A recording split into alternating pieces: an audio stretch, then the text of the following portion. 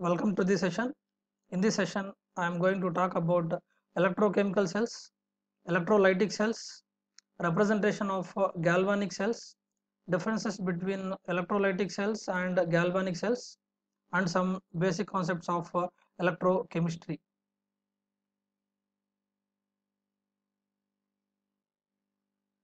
We start with the definition of electrochemistry. Electrochemistry is defined as the branch of chemistry which deals with the chemical reactions produced by passing electrical current or by production of electrical current. In other words, we can say electrochemistry is the branch of chemistry which deals with the interconversion of chemical energy into electrical energy and electrical energy into chemical energy. Electrochemistry involves mainly cells. A cell is a device which consists of two half cells, and these half cells convert chemical energy into electrical energy or electrical energy into chemical energy. In a cell, each half cell consists of an electrode which is dipped in an electrolytic solution, and there must be in a cell there are two electrodes dipped in their respective electrolytic solutions, and these two half cells they are connected through a wire. So these are the components in a cell, and cells are of two types: electrolytic cell and electrochemical cell. Now we will discuss about electrochemical cell. This is electrolytic cell. It is a cell in which electrical energy brings about a chemical reaction, or we can say in electrolytic cell electrical energy is converted into chemical energy. Electrical energy is supplied and chemical energy is obtained. So this is the principle of electrolytic cell, and examples of electrolytic cells are electrolysis and electroplating. We'll take an example: electrolysis of HCl. You can see in the picture uh, the electrolyte here taken here is one normal HCl solution, and into this one two electrodes. This is the first one and this is the second one. Two electrodes are dipped here, and these two electrodes are connected to a battery. So when we pass direct current using this battery, the electrical current is passed into the electrolytic solution, and chemical reactions occur at the respective electrodes. The chemical reactions are: at the anode 2Cl minus gives rise to Cl2, I mean chlorine, plus 2 electrons, which is an oxidation reaction. At the cathode, 2 protons plus 2 electrons gives rise to hydrogen, which is a reduction reaction. These two chemical reactions occur at the respective electrodes, and see the products here. One is chlorine and the other one is hydrogen. So in electrolytic cell, electrical energy is supplied and chemical energy is produced. Here chemicals, chlorine gas and hydrogen gas are evolved at the respective electrodes. So this is about electrolytic cell. Then we'll move on to the second one, that is electrochemical cell. Electrochemical cell is a device in which electrical energy is produced from chemical energy. I mean this is opposite to the electrolytic cell. Here chemical energy is converted into electrical energy by using a spontaneous redox reaction. Redox reaction occur here, that which is a spontaneous reaction, and chemical energy is converted into electrical energy. Electrochemical cell is commonly referred to a voltaic cell or a galvanic cell. Galvanic cell, voltaic cell and electrochemical cell, all these are the same. And we have one more, that is Daniell cell. Daniell cell is the practical application of the galvanic cell. And galvanic cell includes it consists of two different electrodes. We will discuss now its construction. Electrochemical cell or galvanic cell construction. and this is in the picture you can see electrochemical cell or galvanic cell or Daniell cell. Okay, so this is Daniell cell. Daniell cell contains a zinc electrode and copper electrode dipped in zinc sulfate and copper sulfate solutions. Okay, and you can see in the picture it contains two half cells. This is one half cell and this is another half cell. The first half cell contains zinc rod. This is zinc plate or zinc rod. It is dipped in zinc sulfate solution. This is one half cell. The other half cell contains copper rod. This is copper rod dipped in copper sulfate solution. Okay, these two half cells are connected through a wire. This is the wire, and these two are separated or connected by a salt bridge. This is a salt bridge. Salt bridge is important here. It closes the circuit. It connects the two half cells, and when the circuit is closed, spontaneous chemical reactions occur at both the electrodes. So this is zinc electrode and this is copper electrode. Here zinc electrode has high reactivity, so it acts as the anode and oxidation reaction occurs at the anode. This is a copper electrode. Compared to zinc, copper has low reactivity, so it acts as the cathode and a reduction reaction occurs at the cathode.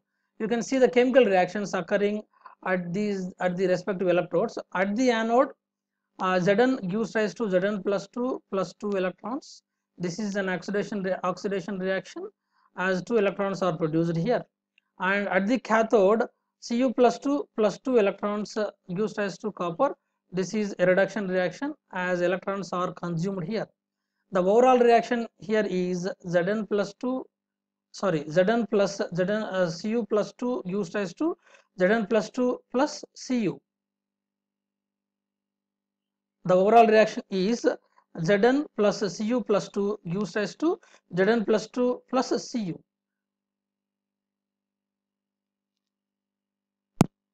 So electrons are produced at the anode here, and those electrons will flow towards the cathode through the wire like this. Okay, electrons are produced at the anode, they will reach the cathode through the connected wire.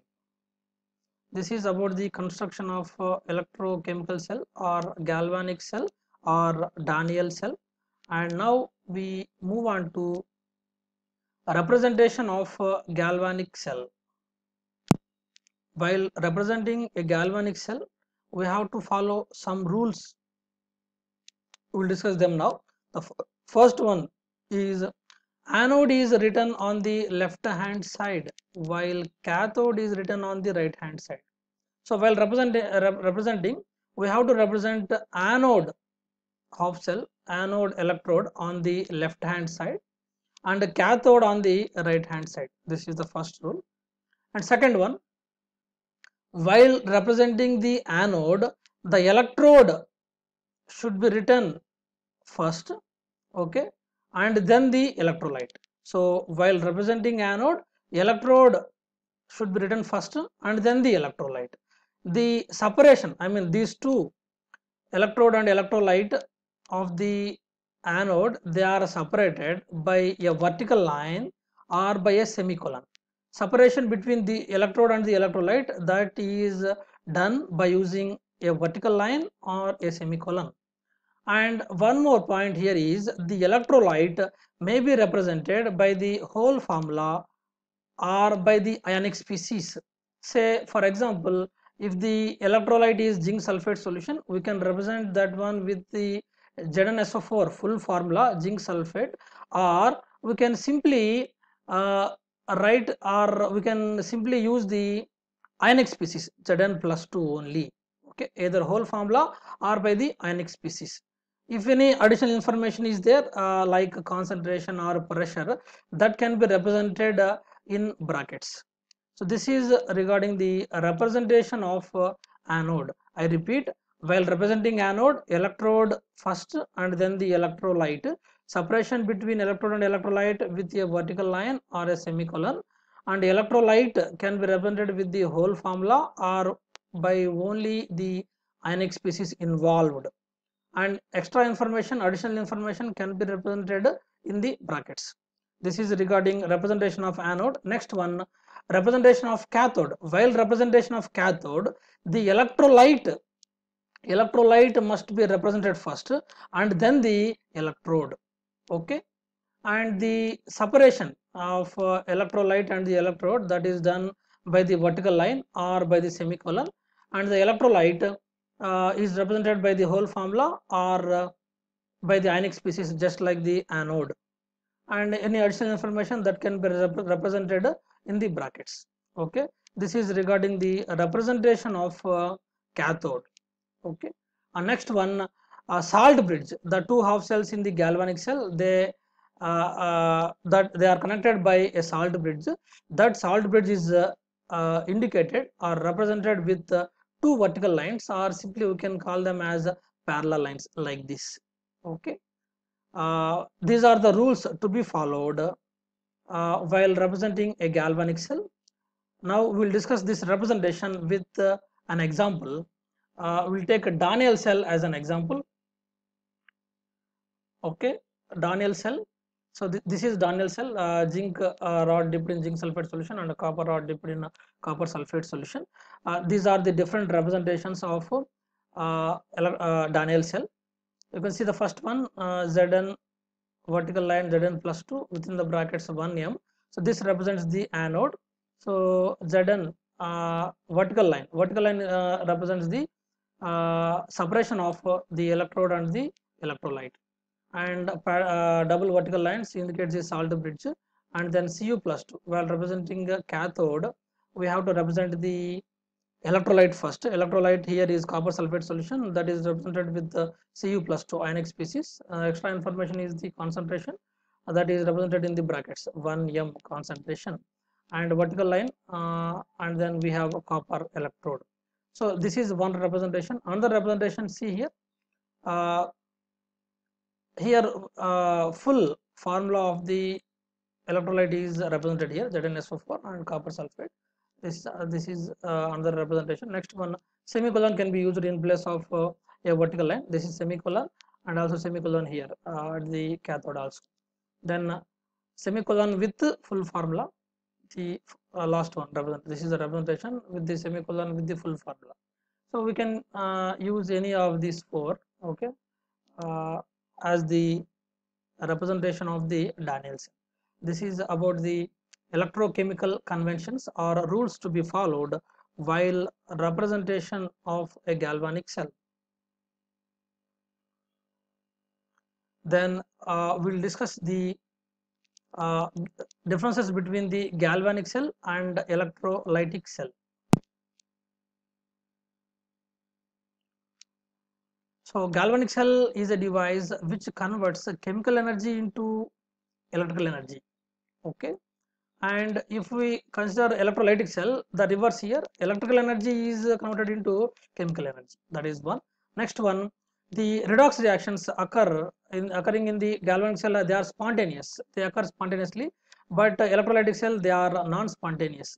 We have to supply the electrical energy here, and the electrodes used in galvanic cell, they are dissimilar, while the electrodes used in electrolytic cell, they are dissimilar or similar. So we have the choice here, they may be similar or dissimilar. And in galvanic cell, the metal is dipped in its own ions, but here in electrolytic cell only one electrolyte is taken, and in that electrolyte both electrodes are dipped here. And another difference is each electrode is inserted into its own ions having separate compartments, and in electrolytic cell we don't have separate compartments here, only one electrolyte. In that electrolyte only all the both electrodes are dipped. In galvanic cell we have a salt bridge connecting both the compartments, but in electrolytic cell we don't have that salt bridge. And in galvanic cell anode is negative, cathode is positive, but in electrolytic cell the reverse, anode is positive and cathode is negative. Thank you.